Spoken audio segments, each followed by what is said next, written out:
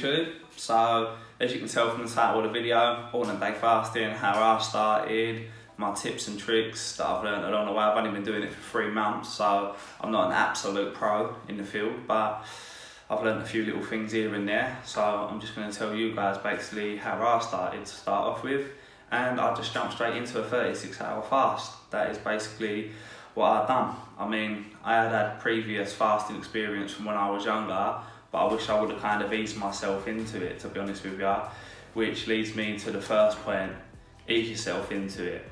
Don't jump straight into it, because if you've never fasted before, it's not the easiest thing to do. Going without food for 36, 40 hours when you've always had 3, 4, 5 meals a day is difficult. I wouldn't recommend it. What I would recommend is doing like the 18-6 approach.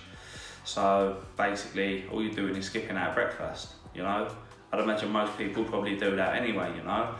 So I'd probably advise you to do that for like 2 weeks or so, and then that 3rd week, maybe chuck in a little 24-hour fast. Maybe do one on a Monday, one on a Friday. You know, all you got to do is just miss out breakfast and lunch, bang, that's your 24-hour fast done. And then maybe that 4th week, see if you can do OMAD for that week, 1 meal a day. You know, so you are just eating dinner. And then if you're feeling comfortable with that, then jump into alternate day fasting. That is what I would recommend, and that's what I kind of wish I would have done, to be fair, to start it. But we live and learn, don't we? So on to the next one. So the next little tip is, don't stress. If you got to eat on a fasting day, just eat, you know? Like, it is what it is. Like, it's difficult. I mean, I would try your hardest to restrain from having anything, but sometimes, I mean, I've only done it once. I've done it once. Like, there was one day I was just dead. I had nothing in me. I had no energy. I felt awful. So I had a meal, you know, and I didn't regret it. I was like, sweet, no problem. My body needed it. No one starts alternate day fasting just for the fun of it, do they? Let's be real. Like, you're doing it for the long term. Like, I've been in it 3 months now. My last 2 weeks haven't been the best, I'll be completely honest. If you want to check that out, check out my last video and you'll see why it's not been the best. Not making excuses, but I did have a little struggle up. Marathon, not sprint. We'll get there in the long run. If you make a little mistake or you mess up, don't stress. That's the second tip. Right, on to the next one. Quite important, make sure you get enough calories on your eating days, you know? So like, let's say you fast Tuesday, Thursday, Saturday. On your eating days, you don't want to be eating like 800 calories on Monday and then 800 calories on Wednesday. You know, like, it's just not what you want. Like, just eat a decent amount of calories on your eating days. Me personally, I haven't counted any calories. I was just having 2 to 3 decent sized meals. Easy as that. But if you do like calorie counting, you know, just work it out. Just work out like what kind of your maintenance calories are, you know, and go from there. Like, you can just eat your maintenance calories if you want, or if you want, cut them down by 500. But me personally, I would just kind of keep them at your maintenance calories, because you're not eating for 3 out of the 7 days. So you're going to be dropping your calories there, you know, and it makes it a little bit more easier. If you cut calories too much on your eating days, then you are really going to struggle on your fasting days. That's the way that I'm looking at it, to be honest with you. Like I say, I've been having 2 to 3 meals, been doing me alright.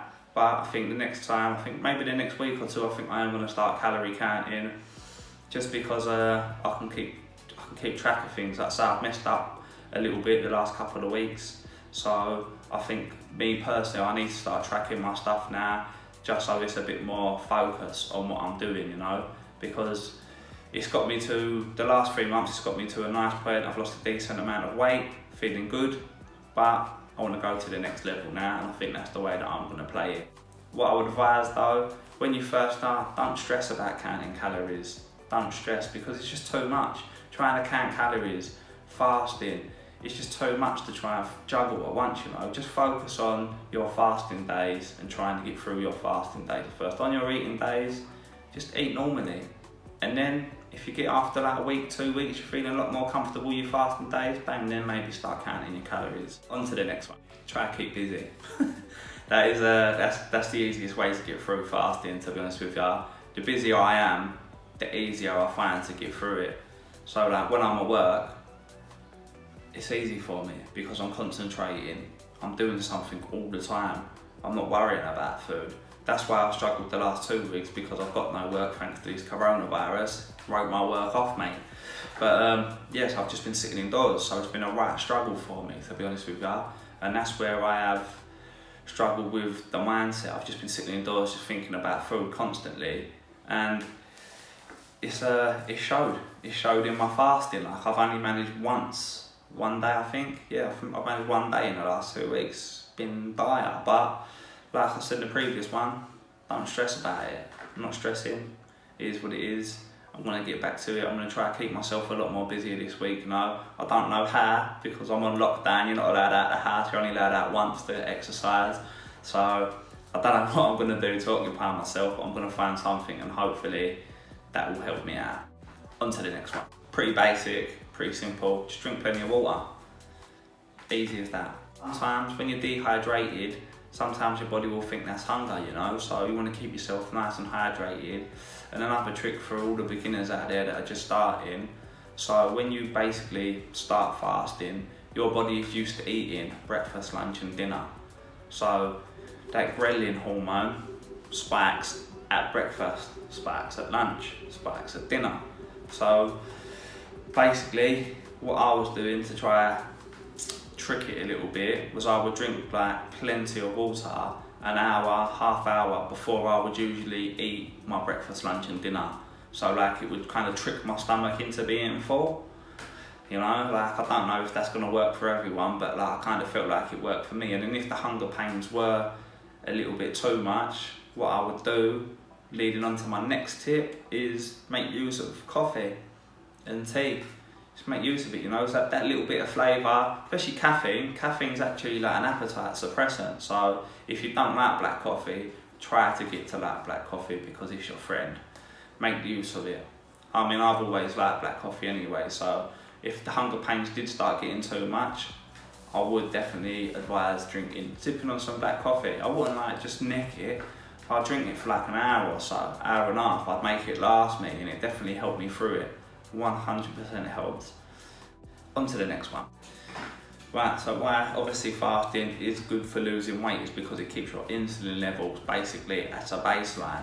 Now if you're not consuming any calories at all, your insulin levels are flat out, and then you're burning your own body fat, you know, and your body actually prefers you to burn your own body fat.